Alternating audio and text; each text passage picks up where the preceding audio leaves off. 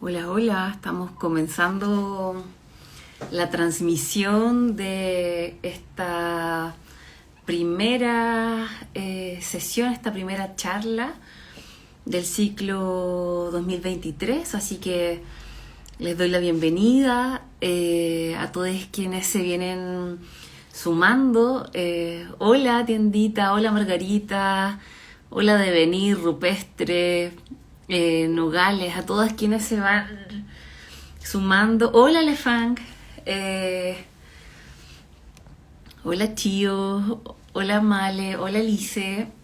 Eh, voy a tener el honor, además, hoy día de estar acompañada por Carolina Vega Ramírez, a quien le voy a enviar la invitación ahora mismo para unirse. Eh, Vayan comentando. Eh, Hola Casa Libro desde Costa Rica.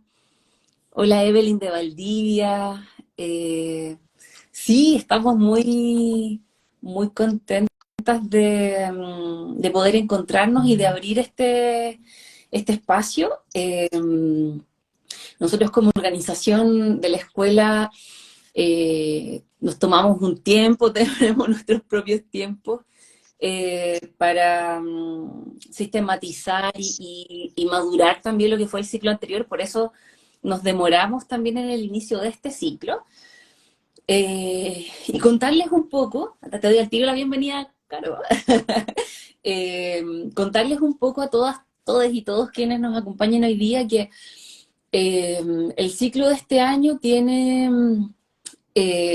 un pie forzado muy especial para nosotros. El año pasado el concepto fue el de nudo, que nos acompañó a lo largo de todas las charlas, y el de este año tiene que ver con la trama, mirando también como la relación entre el tejido simbólico y concreto de los textiles, del tramar también, y tramar la memoria. Nosotros en Chile nos encontramos en la conmemoración de los 50 años del golpe de Estado, por lo tanto nos convoca y nos interpela a abrir espacios también que tengan que ver con eso, que nos permitan ir abordando desde los espacios en que nos movemos y ir también como explorando los lenguajes a través de los cuales se expresa la memoria. Así que ese va a ser como el hilo transversal de las charlas de este año, que se van a ir expresando, por supuesto, de acuerdo a las lecturas de cada territorio y de cada iniciativa y de cada experiencia de nuestras invitadas e invitados. Y así es como el día de hoy eh, contamos con la presencia potente, inspiradora siempre de Carolina Vega Ramírez, investigadora, textilera, compañera nuestra también, así es que te doy la bienvenida, Caro, un gusto tenerte aquí el día de hoy y que hayas aceptado la invitación también a colaborar con nuestra escuela. Eh, bueno, contarles también que Caro, la propuesta de Caro para el día de hoy se relaciona con el rol de las infancias, las arpilleras y la circulación de alimentos. Nos contará ahora un poquito más como del título más preciso, pero creo que nos reflejo como el sentir de todas nuestras compañeras de la escuela, de la alegría de contar contigo hoy día, de tu recorrido, de las reflexiones profundas que nos planteas, así que bienvenida, Caro. Hola, muchas gracias. La verdad es que para mí fue súper sorpresivo porque hoy día pensaba en todas las compañeras que yo he conocido en este peregrinar, que llevan mucho más tiempo que yo, ¿no? O sea, hoy día me planteaba mientras me pintaba, pensaba, ¿quién soy yo para venir a hablar de esto, Uh -huh. habiendo tantas compañeras con tanta trayectoria y estando además algunas arpilleras vivas todavía, ¿no? Entonces, para mí es una responsabilidad tremenda que agradezco infinitamente, porque siempre digo que yo no vengo sola, sino que vengo a comparecer con un coro de voces de mujeres que no solamente han abierto las puertas de su vida, sino sus mesas. Y Mm, ese es el tema que nos convoca hoy, ¿no? O sea, en el fondo, como bien decías tú, yo soy investigadora, vengo de la literatura, no vengo desde el arte, mi acercamiento al arte es desde el año 2021, aunque siempre estuve así como coqueteando mucho con ciertas producciones artísticas o con ciertos poetas que tenían que ver como mucho con eso, con la transdisciplina y tal. Pero para mí descubrir el mundo de las arpilleras de verdad que ha sido casi como una misión de vida. O sea, siento mm, que este es el lugar en donde me siento realmente cómoda, eh, y digo con toda propiedad que muchas arpilleristas se han convertido en mis amigas, ¿no? O sea, mm. están en un lugar en el WhatsApp, hay un buenos días, hay un cariño. Para mi cumpleaños, por ejemplo, la Ruby Freeman me mandó un audio cantando ella con su mamá, la Lali, que fueron mujeres muy importantes en la población Angela Davis, y de verdad para mí ha sido un descubrimiento enorme. Así es que lo agradezco tremendamente. Ujú. Bueno, a mí me emociona mucho, además como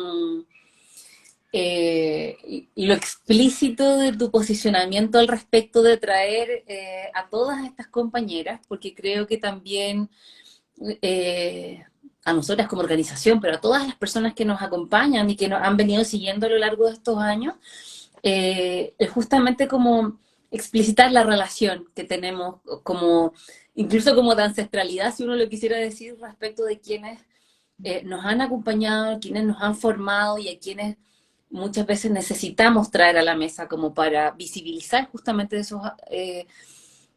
sus roles y sus aportes. Aprovecho de contarles a todos y a todas que en este ciclo vamos a contar en particular desde el mundo de las arpilleras, porque en el ciclo vamos a tener otras expresiones también de lo textil.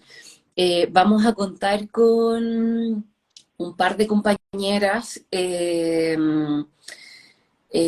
como arpilleristas antiguas, por así decirlo, como del contexto de la dictadura, que van a estar con nosotros, si no me equivoco, durante el mes de septiembre, en las entrevistas también, porque sin duda para nosotros como escuela también el mundo de las arpilleras ha sido uno de los canales que en el fondo también nos permitió fundar este espacio. Entonces creo que esa es una memoria que efectivamente tenemos como, que sentimos como propia. Hay compañeras también que han formado a muchas de nosotras también, que son colaboradoras y que a mí me resueno mucho con ese posicionamiento y me emociona también saber que están también acompañándote, probablemente que van a ver quizás este video. Entonces creo que les hacemos llegar también nuestro reconocimiento y nuestra admiración sorora también respecto del trabajo y de cómo abrieron camino también para muchas personas en distintos territorios. Así es que ya, oh, están aquí sentadas en nuestra mesa, entonces hoy día, junto a todas las personas que nos están acompañando, quisiera solo hacer una pausita breve para poder ir leyendo como desde qué territorio nos acompañan el día de hoy. Hoy esto está muy largo, pero bueno. Estamos desde Valdivia, ¿dónde más? Desde Valdivia, ¿quién más dice? Desde Buenos Aires, hola, Vero, desde México, desde Argentina, mucha gente, bienvenidos, bienvenidas todas, qué gusto verles. Hola Fran, nuestra compañera de la escuela, hay mucha gente. Juan y Olave, sí, estamos hoy día partiendo todos los domingos desde aquí hasta finales de enero, así que va a ser un gusto como poder acompañarnos. Eh, a ver, ¿quién más? Mucha gente. Saludos desde la lluvia del sur, te quieren mucho, Caro, te dice Pau. Eh, Pau, muchas gracias. Argentina, desde Toledo, desde México, desde Futaleufú, desde Monterrey, México, desde Recoleta, desde Misiones, Argentina, desde Santiago, desde Gran Canaria, desde Tucumán, Viña del Mar, Sao Paulo, Ciudad de México, la Florida, la Procordillera, Valparaíso, Francia, Montevideo, Uruguay, eh, hola Patita. Así es que bienvenidos a todas y todos a esta conversación inicial de nuestra escuela eh, con la Caro. Me gustaría partir, Caro, preguntándote algo, nos adelantaste ahora. Muchas de las personas que nos están acompañando, probablemente sobre todo quienes son desde fuera del territorio chileno, les va a gustar saber quién eres y cómo llegaste al mundo del textil, cómo llegaste a conectarte, a conocer, a vincularte y a desarrollar también este camino entre investigación y creación, y cómo traes hoy día como la propuesta de hoy. Bueno, soy de formación, soy periodista, nunca ejercí el periodismo, es una de mis grandes baches vitales, yo creo. Y como contaba al inicio, en algún momento surgió la posibilidad de realizar un máster en literatura hispanoamericana contemporánea. Em, pero yo antes había conocido el trabajo de Cecilia Vicuña y aluciné con ella en un momento en que Cecilia Vicuña era todavía tremendamente ninguneada en este país, y Mm, esto quiero subrayarlo, porque el auge que ha tenido Cecilia Vicuña ha sido desde el 2020 probablemente, ¿no? Y es resulta, recién. claro, es Premio Nacional de Artes Plásticas, pero tuvo que seguir una trayectoria de 60 años e insistir, insistir, insistir como las textileras Mm, para su mirada, su propuesta fuera asumida desde el canon. Mi tesis de magíster entonces estuvo centrada en ella, y en algún momento, el año 2017, tuve una crisis vital tremenda en que se me cayó todo, literalmente, y necesitaba lucas, estaba muy, muy complicada económicamente y pensé en que podía hacer un doctorado. Yo soy muy poco académica, como que, bueno, a lo mejor cada vez me he ido volviendo más, pero hay cosas que siempre trato de mantener. Em, entonces dije, y es perfecto, voy a seguir con Cecilia Vicuña, que es un artista, una poeta a la cual conozco y sé hacia dónde puedo orientarla. Quería trabajar a Cecilia Vicuña desde el tejido. Hay un poemario de ella que se llama Palabra e Hilo, lo recomiendo, es sí, sí, precioso. sí. Establece una conexión entre la poeta y la tejedora, el hilo y la palabra, y de ahí pensando en las compañeras que están trabajando el agua, ¿no? Pensaba mucho en la Pola Castillo el otro día, alma mía del norte. Cómo la palabra, el hilo y el agua están tan conectados y pueden coexistir en nuestras propuestas textiles. Entonces, claro, quería trabajar con Cecilia Vicuña, pensaba mucho en el poemario Palabra e Hilo, pero yo decía, a ver, para un doctorado probablemente me exijan mucho más que esto, ¿no? ¿Qué demonios voy a desarrollar? Y de pronto empecé a pensar en tejidos, en textiles y tal, y empiezo a googlear un día en la noche en Valdivia, viví muchos años en Valdivia 11, y regresé a Santiago durante la pandemia, y de repente veo las arpilleras. Inmediatamente junto con eso, me acuerdo que en mi casa, que la tengo, la traje, en mi casa era muy, muy, muy adorada esta bolsa para el pan que mi mamá compró en la Vicaría de la Solidaridad cuando yo era chica. Te pasaste. Esta bolsa jamás se usó y siempre estaba muy presente en los diálogos sobre la cotidianeidad. Entonces, claro, veo esto, me acuerdo de la bolsa del pan de mi mamá, me acuerdo de que mi mamá hace unas barridas domésticas impresionantes, como de repente le da el rayón y bota todo. Entonces la llamo y le digo, mamá, nosotras teníamos una bolsa del pan que nunca se utilizó y que compraste en la vicaría y no sé qué, ¿tú sabes si está? No, me dice, no tengo idea, probablemente la regalé. Y ya cuando vine a Santiago de vuelta con ataque, así como, por favor que esté, la encontré en su cambuchita. Entonces dije, perfecto, esto es, voy a ver, así como muy tentativamente, ¿no? Voy a ver si es posible hacer un vínculo entre las arpilleras y Cecilia Vicuña. Perfecto, esa fue mi postulación al doctorado, a una beca CONICYT. Pero de pronto, a medida que investigaba, porque yo soy muy ratón de biblioteca, empecé a darme cuenta que había ciertos vínculos con agrupaciones del periodo, no solamente con Cecilia Vicuña a partir del textil, que a mi juicio ahora me parece una cuestión bastante obvia.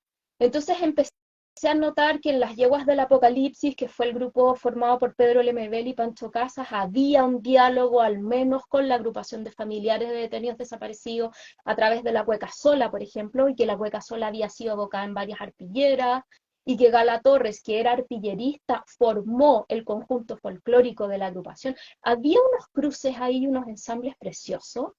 Hay una arpillera, por ejemplo, de la señorita Saldívar, que es muy dialogante con una obra, una performance de Elías Adasme llamada A Chile.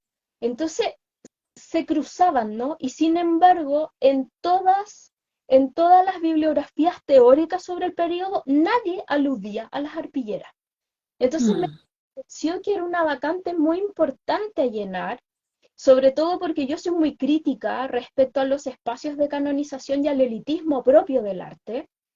Entonces ahí se me abrió un mundo que vengo explorando desde el año 2018 y que deriva a que yo esté conversando contigo hoy, ¿no? O sea, sin las arpilleras hubiera sido imposible pensar una trayectoria que deviniera en esta conversación. Ujú. Eh, y mi relación con el textil fue desde niña, creo que es un relato compartido entre todas las textileras, ¿no? Esa idea de la abuela, de la madre, de yo tejiendo, de una mujer enseñándome a tejer, legándome el tejido, yo aprendiendo secretamente cómo armar los puntos y tal. Esto es muy resumido. Ya, súper. Oye, qué interesante porque además aparece, a propósito de lo académico y de la investigación, cómo vas construyendo, te imagino como una detective, así como armando en el fondo, uniendo cabos para armar una historia y remirar además como el rol de las mujeres en un contexto de resistencia a la dictadura y además cómo van encontrando, ¿cierto? Como las arpilleras como un lenguaje que hoy día tú propones en el fondo como debe también tener el reconocimiento artístico a ese ejercicio en el fondo. Me encantaría pedirte como quienes estamos en Chile probablemente comprendemos de mejor forma también qué es una arpillera, de qué estamos hablando. Para quienes están acompañándonos y no han visto quizás de pronto nunca una arpillera, de qué se trata, ayúdanos a entender el contexto también de qué es una arpillera, cómo surge, cómo se desarrollan hasta hoy, por así decirlo. Bueno, voy a utilizar esta misma bolsa como ejemplo. Ujú. Ver, una arpillera consiste en una representación textil eh, a partir de la superposición de retazos. Las arpilleras trabajan por capas, la primera capa es el fondo y luego van apareciendo las figuras y las formas hacia la superficie. Eh, Generalmente los retazos, se trabaja con retazos, se trabaja con basura y eso para mí es un elemento fundamental, se trabaja con elementos de descarte, como toda esta mugrería que yo tengo aquí, ¿no? Y que si bien es cierto es lana, pero también estamos asumiendo estos procesos de reutilización, ¿no? Y de reciclaje. A mí me parece que esa apuesta es súper visionaria pensando que las arpilleras surgen en el año 1974. Ujú. Eh, y aquí quiero mencionar el rol destacadísimo y muy eclipsado e invisibilizado de dos mujeres, Valentina Bone por un lado, Valentina Bone es la creadora de la técnica, y Gloria Torres era en ese entonces procuradora del Comité de Cooperación para la Paz en Chile, eh, que ante la masiva llegada de mujeres familiares de hombres que en ese momento se encontraban detenidos o desaparecidos, acudían al Comité Pro Paz en busca de un soporte económico, jurídico, incluso espiritual. Entonces Gloria Torres se da cuenta que no puede contener emocionalmente a esas mujeres y que ellas deberían en el fondo recurrir a una técnica manual que les permita sostener estos procesos y volcar su emocionalidad en alguna plataforma. Ujú. Entonces conversa con Ricardo Tirado, que era el chofer del Copachi, del Comité Pro Paz, y le cuenta toda esta situación, y Ricardo Tirado la mira y le dice, yo tengo el personaje, sé quién puede ser.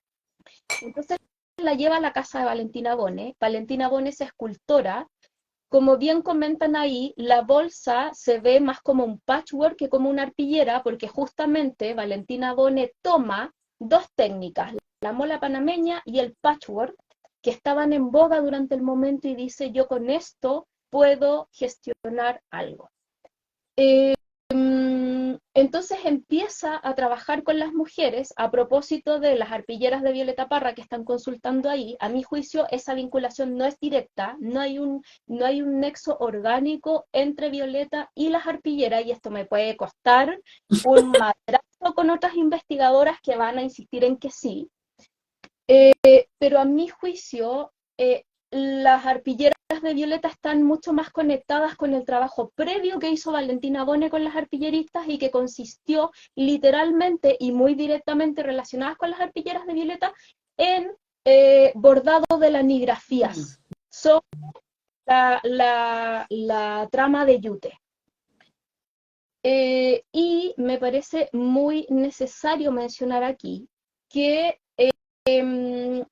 hay una iglesia que está amparando, ¿no? Hay una iglesia que está justificando y que está contribuyendo a que todo este ejercicio se despliegue. Entonces, las arpilleras en un primer momento fueron consideradas recursos de amparo bordados, porque tenemos que entender que las arpilleras se están desarrollando paralelamente a cuestiones importantísimas que están ocurriendo en Chile, y el Comité Pro Paz elevaba recursos de amparo ante los tribunales de justicia para lograr que fueran expuesto el cuerpo propiamente tal, expuesta la persona por los organismos que las tenían detenidas, para constatar que estaban en buenas condiciones, que no habían sido sometidas a vejaciones y tal. Sin embargo, la justicia se negaba sistemáticamente a asumir esos recursos de amparo. Entonces las arpilleristas empiezan a bordar no solamente sus penas, sino todo el peregrinar que comienzan de modo paralelo y de manera también individual, con sus hijos e hijas tomados de la mano por diferentes instituciones, como la SENDET, los mismos tribunales de justicia, las comisarías, las postas. En el relato de Bélgica Castro, por ejemplo, está muy patente esto de ir a la morgue y revisar los cuerpos apilados en la morgue, ¿no? Entonces, hay una cuestión que tiene que ver con la puesta en cuerpo, que también yo siento que se genera en el textil. Y sobre todo porque llega un momento en que las primeras arpilleras fueron confeccionadas con ropas de las propias arpilleristas, con cabellos de ellas mismas, cuando no había hilo o no había lana para poner a los muñequitos que ellas elaboraban también, sino con vestimentas de sus propios desaparecidos.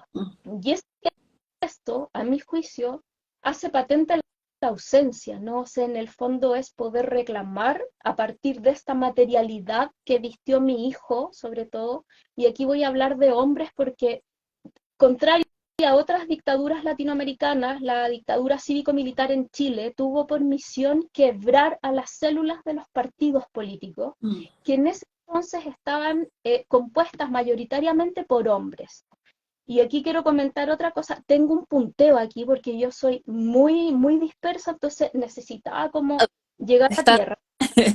Justamente, y hay una cuestión que se menciona permanentemente y que yo también cometí el error de repetir varias veces, y que tiene que ver con la politización de las mujeres, con que las mujeres no estaban politizadas en ese momento. Pero resulta que en los relatos de las arpilleristas, y esto lo descubrí hace muy poquito, insisto en ello, tú te das cuenta, por ejemplo, la señora Aida Moreno, que fuimos a visitarla hace un par de semanas con Isabel Plante, que es una investigadora argentina, la señora Aida, el relato es, venían los compañeros, el marido era sindicalista y no recuerdo si pertenecía al MIR o al Frente Patriótico Manuel Rodríguez.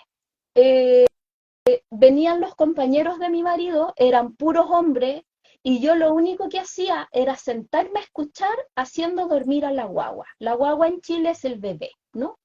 Entonces, llega un momento en que la señora Ida Moreno ha sido capaz de sostener una casa para la mujer en la población Huamachuco 2, en Renca, y yo le digo, señora Ida, pero ¿de dónde usted saca esta organización? A mí me parece muy raro eso, ¿no? Y me queda mirando y como que se encoge de hombro y me dice, es que es la vida, ¿no? Mm, Pero claro, ella también había estado relacionada con que ella, sin poder decir, escuchaba. mm. Y Se formaba además, prácticamente. justamente, Mm, entonces en el fondo, a mí como investigadora, la gran enseñanza fue no caer en estos discursos facilistas, ¿no? De decir que las mujeres no estaban politizadas, mm, cuando en realidad fueron capaces de sostener redes de amparo, de afectos, de denuncias, ingresando además al campo del arte, ¿no? Que ese es otro temazo que da para otra entrevista o en otro lugar, en otro tiempo, no sé. Pero además, leyendo los relatos, tú te das cuenta que, a ver, esto estoy recién elaborándolo porque lo descubrí, insisto, hace muy poquito. ujú, En el año 29, con la caída de Wall Street, empieza la debacle de las salitreras. Las salitreras en Chile, en el norte de Chile, habían constituido una fuerza laboral muy grande, una fuerza obrera mm, tremendamente comprometida no solamente con el trabajo, sino con el mejoramiento de sus condiciones de vida, y las mujeres estaban tras los hombres, ¿no? ujú. Cuando los hombres hacían huelga, eran las mujeres las que llevaban la comida, las que se preocupaban de lo doméstico y tal. Pero resulta que cae Wall Street, viene la debacle de las salitreras, y se produce una enorme migración del campo a la ciudad, o de la Sí. región al centro de Chile, que es Santiago. Entonces ahí se produce una cuestión que todavía no lo he constatado con las arpilleristas mismas, pero mi impresión es que muchas de ellas tienen una raigambre campesina. Mm, En el mundo del campesinado existen formas de distribuir, de sembrar y de cuidar el alimento mm. que son disruptivas respecto al modo en que se despliegan los alimentos en la ciudad, Mm, ¿no? sí. Entonces, para meterme en el tema, porque si no, yo puedo estar hablando toda la hora sobre lo que hablábamos al principio, no sobre la técnica y tal, pero entiendo que tengo que avanzar.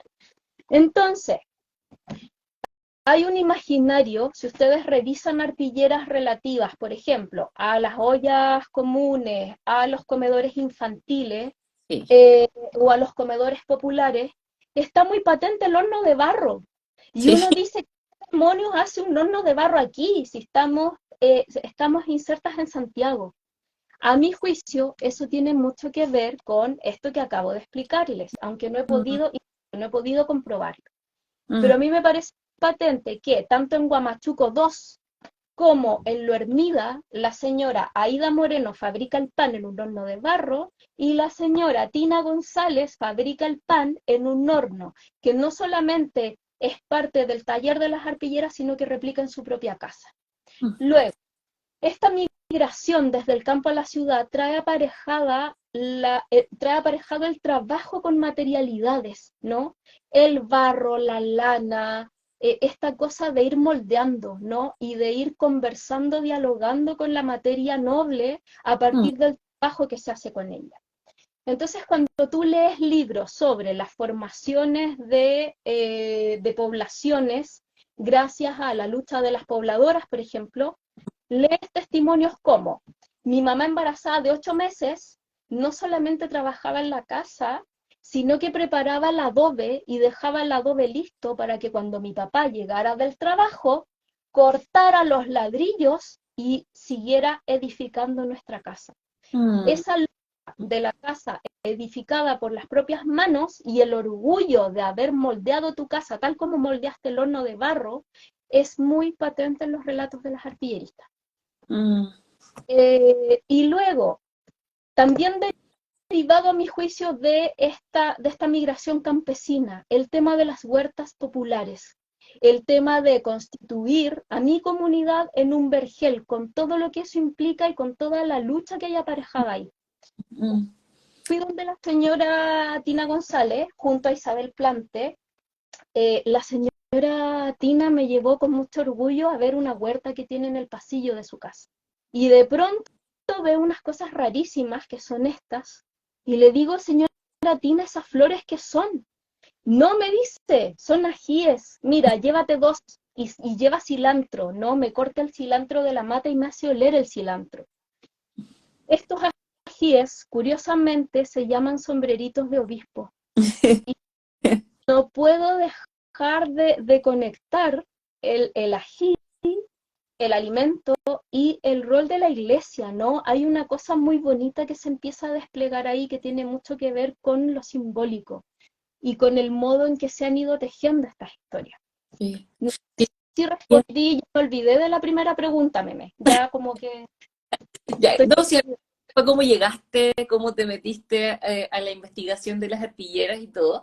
Y de hecho, como era justo eso lo que te pedía, como poder hacer el contexto desde qué son las arpilleras y en qué momento se desarrollan, porque ya ahí en el fondo nos abriste un poco como la mirada.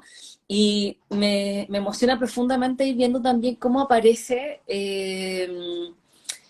este vínculo tan textil, ¿no? Como entre lo íntimo y lo público, lo colectivo, la organización, porque creo que ha sido uno de los elementos como que se ha repetido a lo largo de nuestra escuela, cómo uno hace ese ejercicio de coser, bordar, tejer, qué sé yo, y llega un momento en el que pasa y se genera un encuentro con otras, con otros también, dependiendo de los territorios y nuestras experiencias, pero eh, pareciera que aquí, y también a propósito del contexto particular, porque te agradezco mucho el que nos sitúes también en qué estaba pasando en Chile en ese momento, qué estaba ocurriendo, qué estábamos viviendo, cuáles eran los movimientos que estaban pasando y cómo las familias en el fondo estaban sosteniendo la vida en ese momento.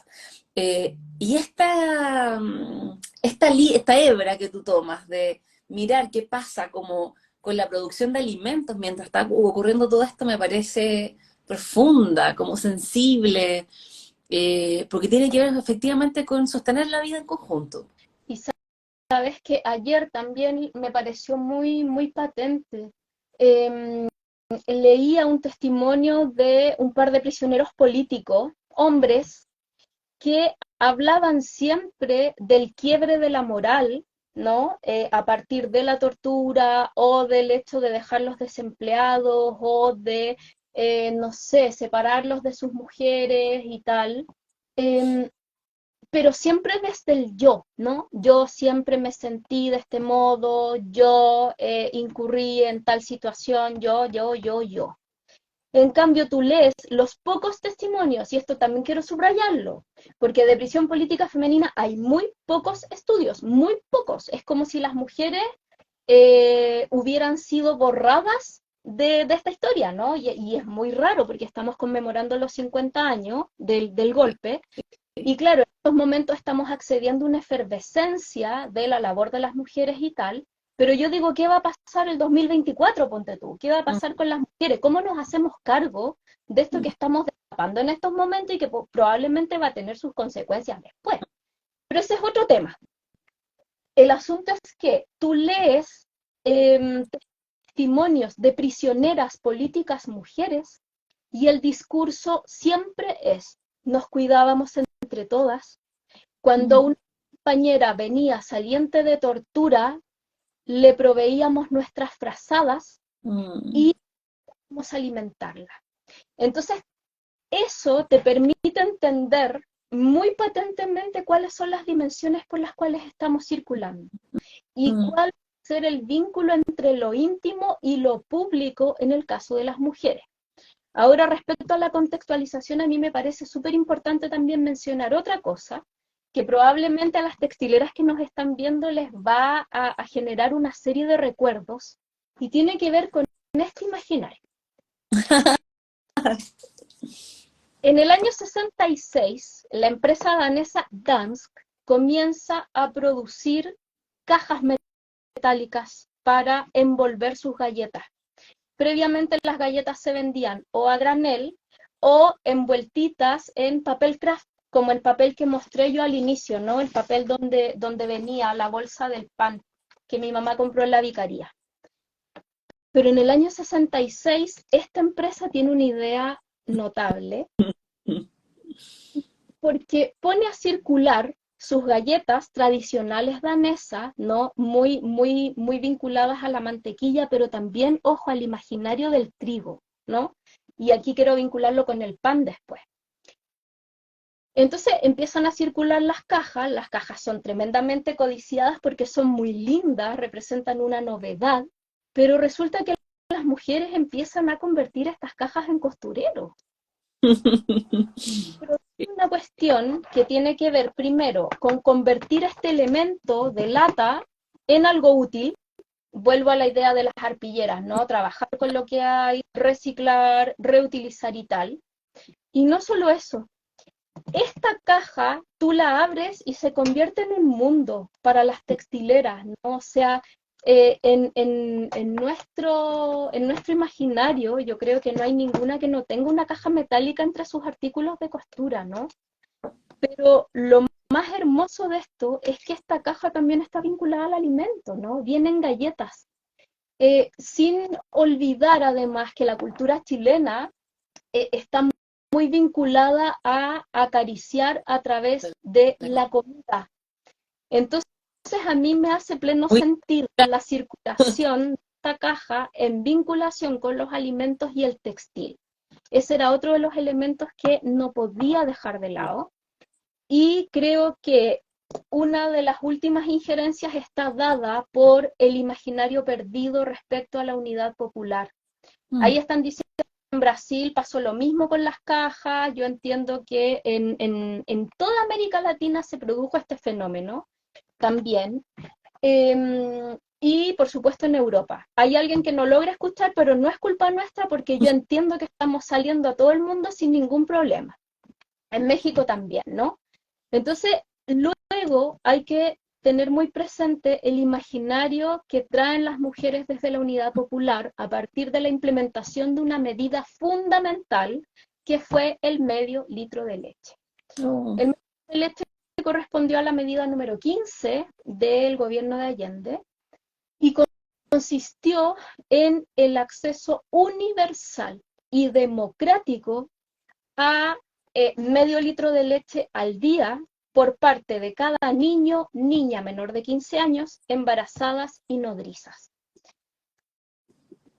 Y es la implementación de ese programa viene aparejada a una carta que yo no sé cómo habrá circulado, me lo imagino en formato librillo. Es una carta abierta a las madres de Chile, en donde luego se explica de tú a tú, de la autoridad hacia la madre, por qué es importante la implementación del medio litro de leche, por qué es mm. importante que los niños consuman la leche y por qué es tan grave la desnutrición infantil. Si pueden, les recomiendo leer ese texto porque es precioso, está descargable, no sé si lo tengo acá, creo que no, pero está descargable desde la página memoriachilena.cl. Perfecto. Y yo siento que el medio litro de leche está muy patente dentro del imaginario de las mujeres, ¿no? Mm, mm, Porque eh,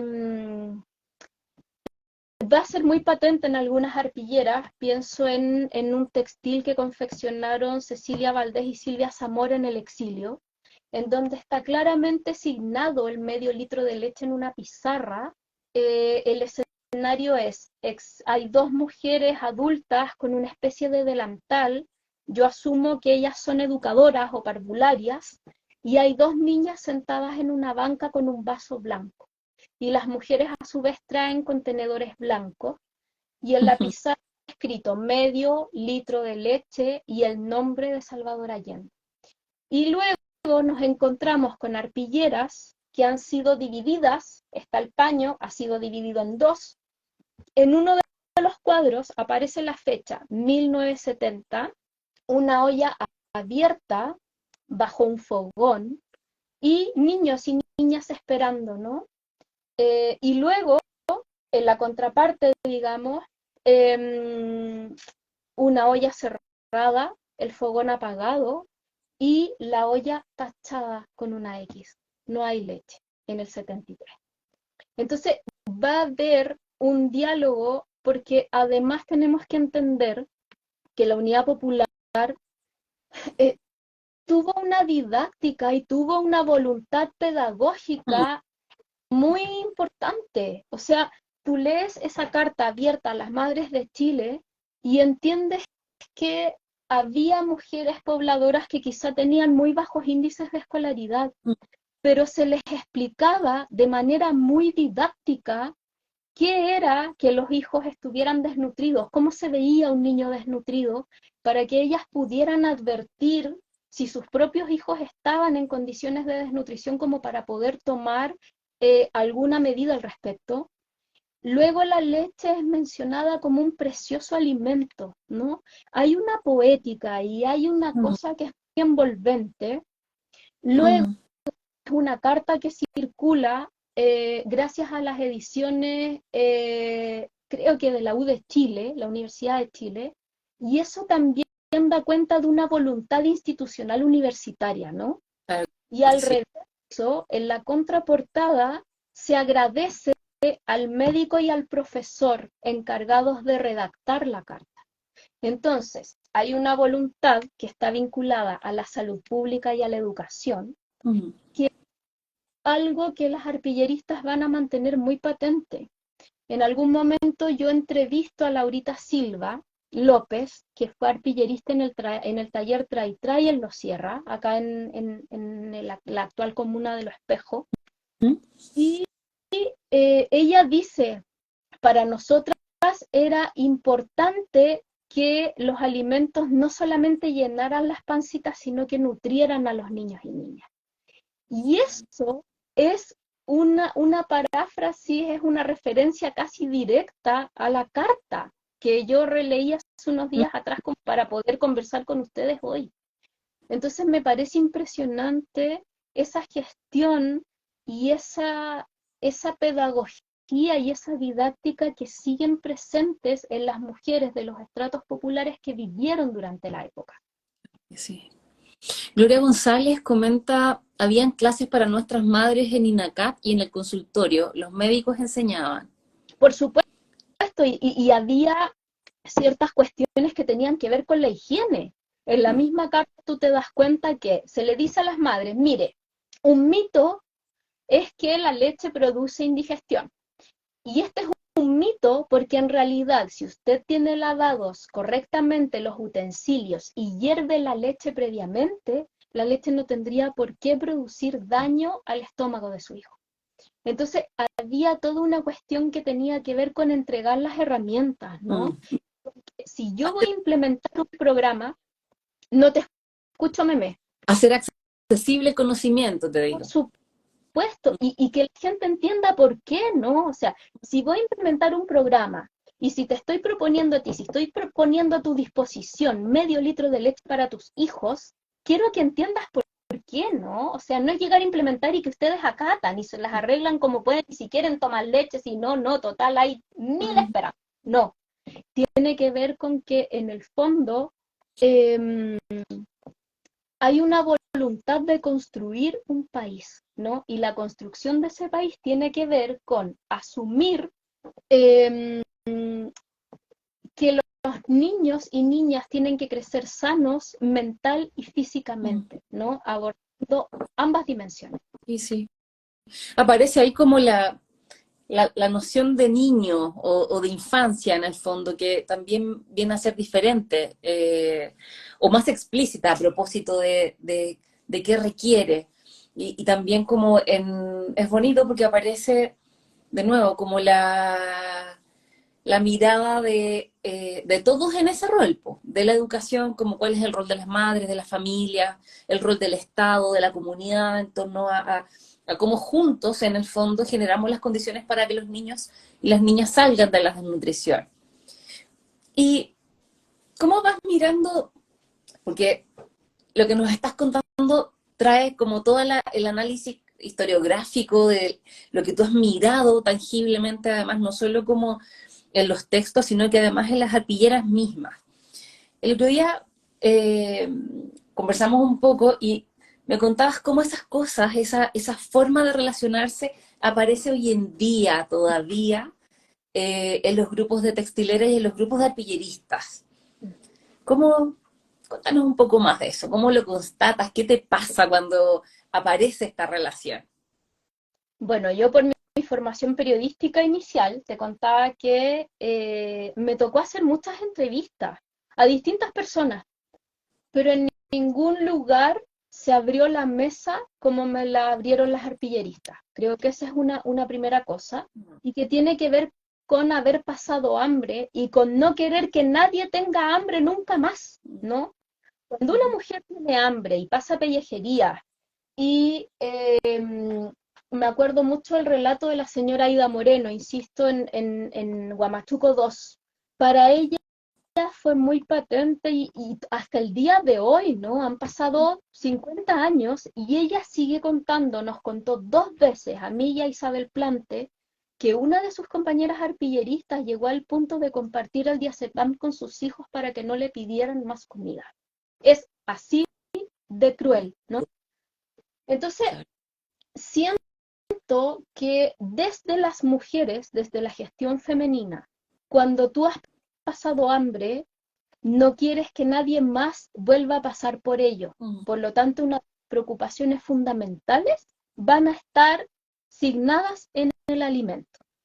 Y yo ese día recuerdo que te conté una experiencia que tuve hace poquito en el verano y que me abrió los ojos y dije, esto es. Fuimos Roberta Basic, que es una curadora chilena muy, muy conocida por su labor respecto a las arpilleras y a la denuncia y a la vinculación con los derechos humanos.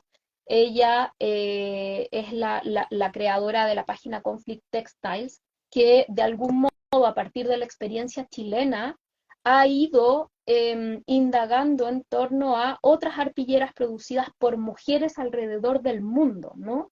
Hasta la actualidad. Entonces fuimos Roberta Basic, Aurora Ortiz, arpillerista de la Victoria, Victoria Díaz, arpillerista entrañable, entrañable, a quien yo adoro y agradezco todo su cariño, toda su dedicación, toda su vida de lucha.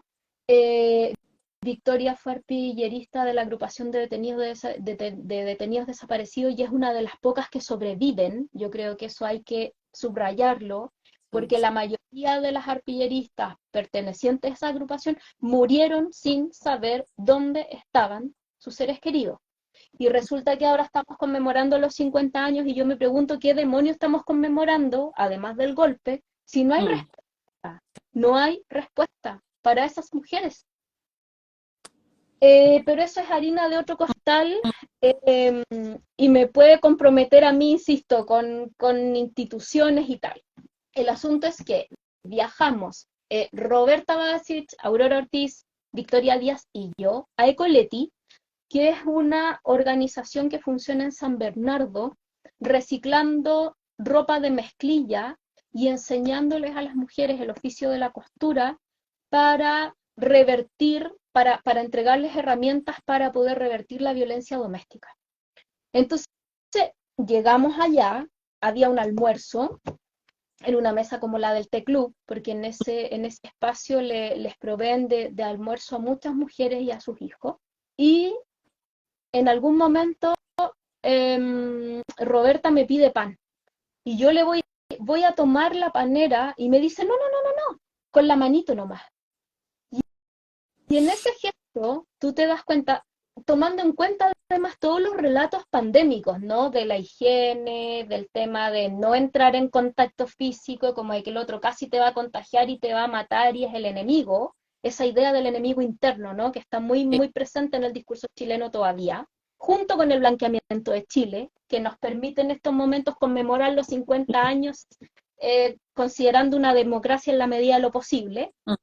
Y eh, ahí yo entendí, o sea, Roberta primero está confiando en mí. Mi mano probablemente está inmunda, tiene gérmenes, tiene algo en el gesto de pasar el pan con la mano, ¿no? Una vez que tú comes con alguien frente a frente, derribas muchas barreras. Y no solamente lo considero en el contexto de las arpilleras, sino en cualquier contexto en donde tú te unas con un otro, una otra. Mm. Cuando tú logras almorzar, cuando tú logras desayunar, cuando tú logras comer con alguien y pasarle el pan con la mano, se arma una especie de complicidad o la noción de ser familia, ¿no? Mm. Que es Sí, algo sí. que siento que se generó en el periodo. Las arpilleristas producían en sus talleres, en algunos talleres tomaban té, como en el de la agrupación de familiares de detenidos desaparecidos, en algún momento les daban una colación, por ejemplo, si el comité o la vicaría posteriormente estaban en condiciones de proveerles algún alimento, pero además las arpilleristas trabajaban fuera. Eh, Cuando no estaban arpillereando, cuando no estaban cosiendo, estaban organizando los comedores infantiles. Mm. Una mujer o un par de mujeres se encargan de la coordinación del comedor al día, y a la mujer que le corresponde cocinar ese día tiene derecho a comer ella y su familia completa, indiferente de la cantidad de miembros. Cuando la mujer no participa de la coordinación del comedor, solamente tiene derecho a comer su hijo o sus hijos. No sé si se entiende eso. Sí. Y luego hay que considerar que las arpilleristas también participaron en iniciativas comunitarias y populares, ¿no? O sea, en el fondo, siempre apelando a que a los niños no les faltara la leche con esta idea de la unidad popular. Pero además teniendo como eje que el pan simbolizaba una lucha política, ¿no? O sea, tú También. dices, el hombre proveedor dice, no, soy yo el que trae el pan a la mesa. Y tú entiendes que no es solamente el pan, ¿no? Sino que son los servicios, son otros alimentos y tal, pero el pan siempre simboliza el hecho de poder alimentar a la familia o a la comunidad.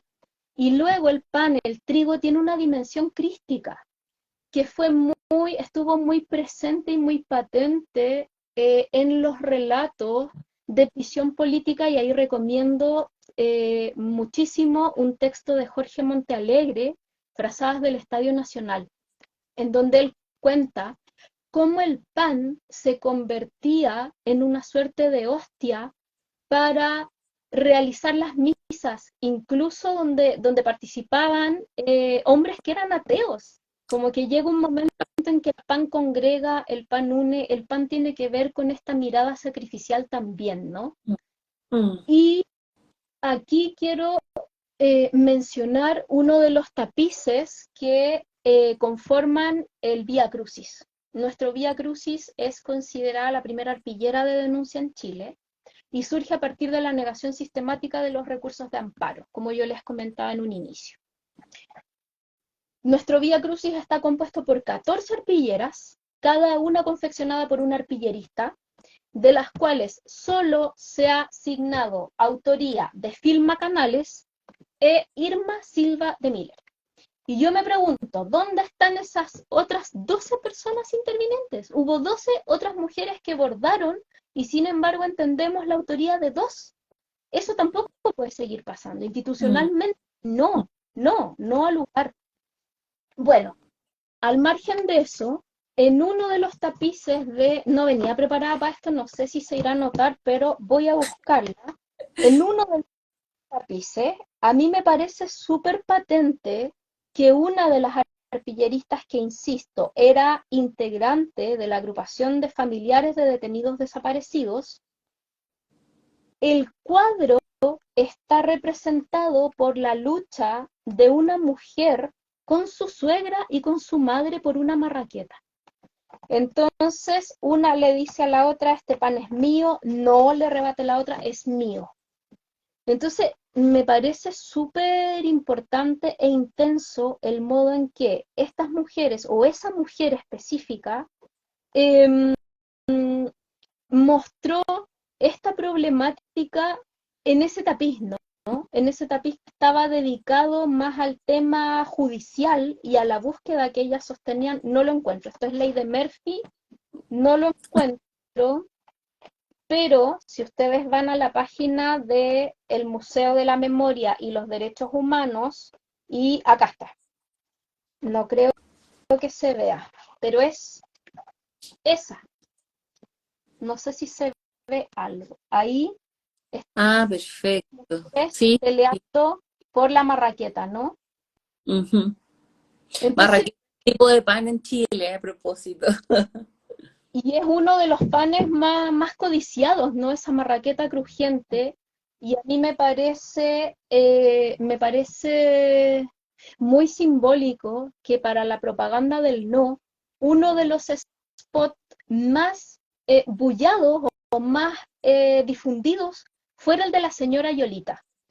Las chilenas de mi generación se acordarán que la señora Yolita era una señora de unos 80 años que entraba a un almacén y pedía marraqueta y pedía té. Oh. El pan siempre ha representado eh, la lucha obrera, ¿no? Yo pienso también en un cuadro del año 30 de Antonio Berni, que es un artista argentino. El libro se llama Arpilleras y corresponde al catálogo del Museo de la Memoria y los Derechos Humanos. Lo pueden descargar en PDF, está la versión gratuita, pero es la primera edición. La que yo les mostré es la segunda, que tiene algunas colecciones incorporadas. Entonces la señora Yolita entra al almacén, pide su pan, pide 2 bolsitas de té, ve su monedero vacío y dice en realidad no, una sola bolsita. Y luego, esto quiero conectarlo con la idea de pan, trabajo, justicia y libertad, ¿no? Cómo el pan también está engranando las luchas de los obreros desde los años 20-30. Y ahí hay un cuadro de Antonio Berni, artista argentino heredero de las vanguardias. El cuadro es Manifestación, la obra se llama Manifestación, y nos presenta a la Madonna latinoamericana, la Virgen María con el niño en brazos. Ese niño tiene una hogaza de pan en la mano, pero no solo eso. Mira la conexión con el Cristo, ¿no? El niño es el niño Jesús que sostiene el pan y atrás hay un letrero que evoca esta idea, esta consigna de pan y trabajo, ¿no? Mm. Entonces, cómo el pan está presente en las cartelerías, en los afiches que sacamos cuando vamos a manifestar. Nosotros no decimos, no sé, estamos en la miseria, decimos pan para hoy, o pan para mañana, o pan para nuestros hijos y tal. Entonces, súper importante, siento, ese imaginario de un pan que además nace del horno de barro, ¿no? Que ha sido trabajado con, por las propias manos de las arpilleristas, y el pan además es un elemento muy alquímico, ¿no? El trigo es el que se transforma en pan, tal como estos retazos, estas basuras, estos elementos de descarte se transforman en arpilleras. Entonces hay ahí una mixtura y hay una combinación que tiene que ver con la alquimia de las materialidades, ¿no? Y con Mm. hacer presente y con que nadie más tenga hambre en mi comunidad, en mi barrio, en mi familia, donde sea.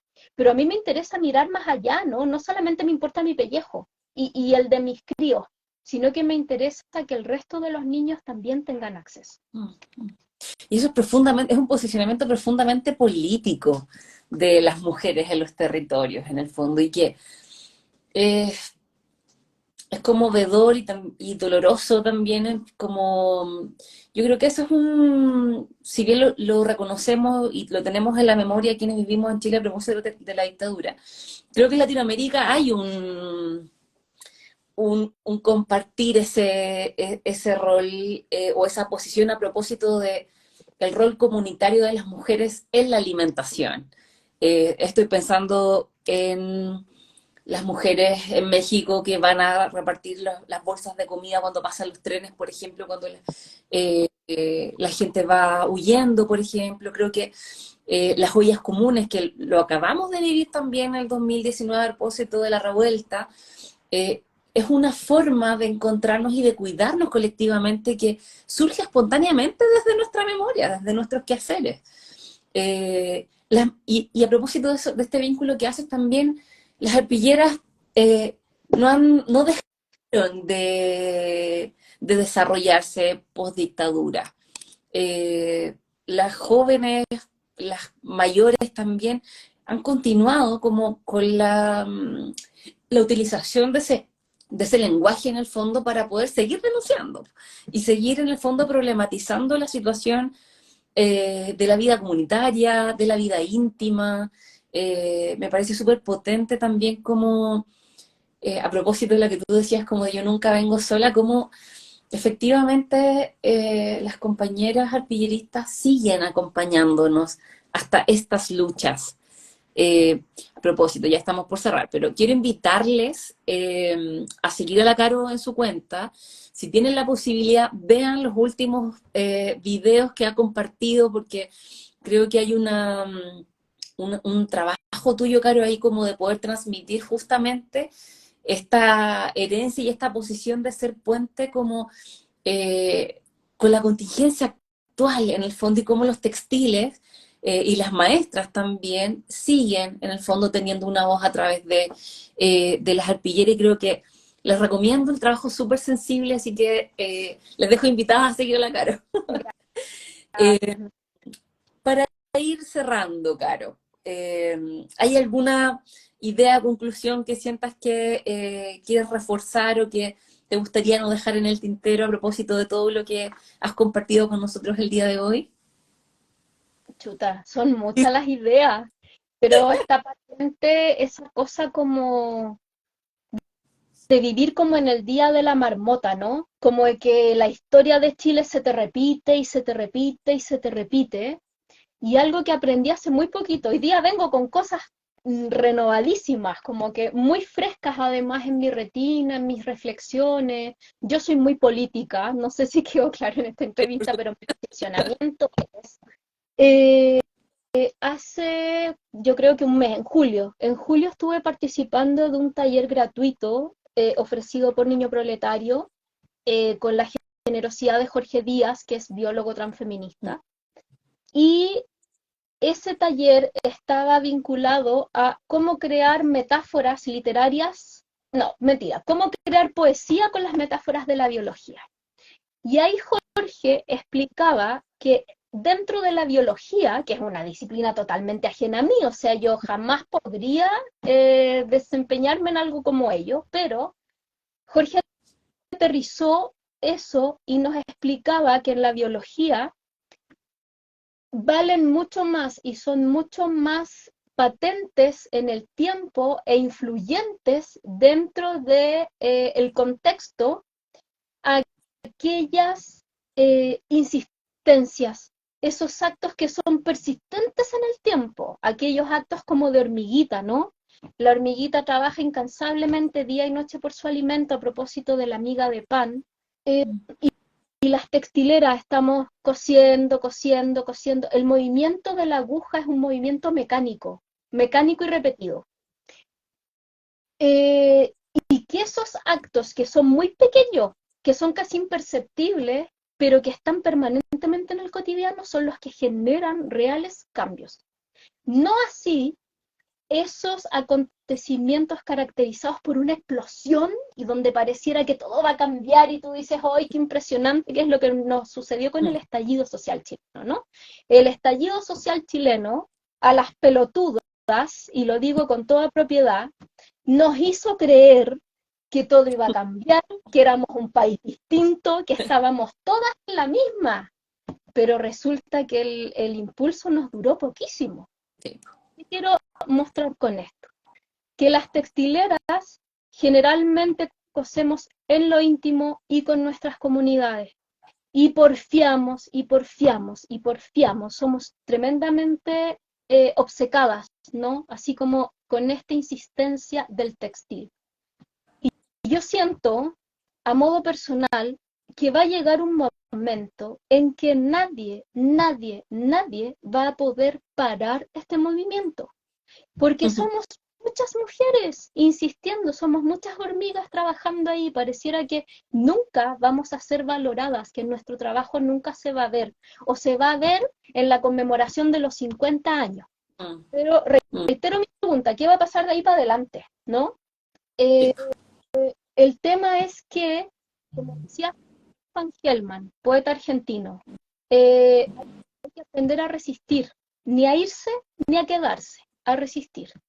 El movimiento sistemático de la aguja en algún momento nos va a llevar o va a derivar en esos cambios que tanto soñamos. Mm, No sé si soy utópica, no sé si soy muy inocente, pero quiero despedirme con este mensaje porque a veces cuesta, y mm, cuesta mucho. Yo sé que cuesta, pero hay que seguir mm, agujando, hay que seguir conociéndonos, hay que seguir tramando instancias como esta, mm. no hay que bajar nunca la guardia. Me hiciste recordar a la señora Victoria Díaz en el contexto del estallido. Un día me dijo que la única forma de resistir era juntos. Y a propósito de, bueno, de nuestros oficios, de este espacio colectivo, creo que es importante y de hecho creo que es parte de lo que sostiene la escuela justamente como el poder mantenernos desde nuestras prácticas, pero dándonos soporte. Porque esta conversación, por ejemplo, más allá de los formativos, ¿cierto? Como de lo que implica la profundización desde tu investigación, nos permite desde lo emocional también contar con ese continente para poder expresar estas ideas, para poder mirarlas, para poder honrarlas y para poder efectivamente seguir resistiendo. Así es que te agradezco infinito, Caro, qué placer conversar contigo, qué lindo poder como compartir las reflexiones que nos traes y como la profundidad con la que has logrado también vincularte, aprender, ir observando, porque creo que nos traes muchos elementos nuevos para quienes conocemos ya algunas arpilleras, para quienes están entrando a comprender también este arte textil, sobre todo en este contexto. Eh, Vamos cerrando, voy a leer muy brevemente como algunos de los comentarios que nos dejaron, saludos de Colombia, también el bordar y coser nos lleva a un conectar con nuestra esencia y un momento de meditación. Gracias infinitas por esta charla, muchos agradecimientos nos llegan. Aprovecho de contarles que nosotros vamos a dejar la grabación de este video en línea, van a poder verlo tanto en nuestro Instagram como a través de nuestra página web más adelante, así que quienes vamos a estar compartiendo algunos referentes de la Carolina, así que vamos a poder seguir interactuando. Si tienen más preguntas, si quieren seguir conversando con ella, por supuesto, síganla y puedan dejar sus comentarios también en el Instagram de la Escuela Libre Textil. Así que les agradezco a todas, muy especialmente a ti, Caro, pues la generosidad de poner en este espacio, de abrir tu investigación y las reflexiones profundas, tu mirada política también sensible. Para nosotros era muy importante y dejo invitados, invitadas, invitadas a todos quienes nos acompañaron el día de hoy.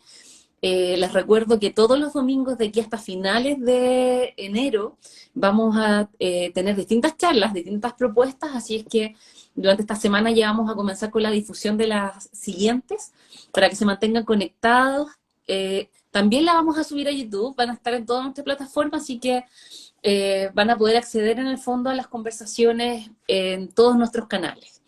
Muchas gracias a todos, un gusto, te abrazo fuerte, Caro, así que Gracias. ya damos inicio a la escuela, nos vemos todos los domingos, que estén muy bien, hasta luego, gracias a todos. Chau, chau. Chao.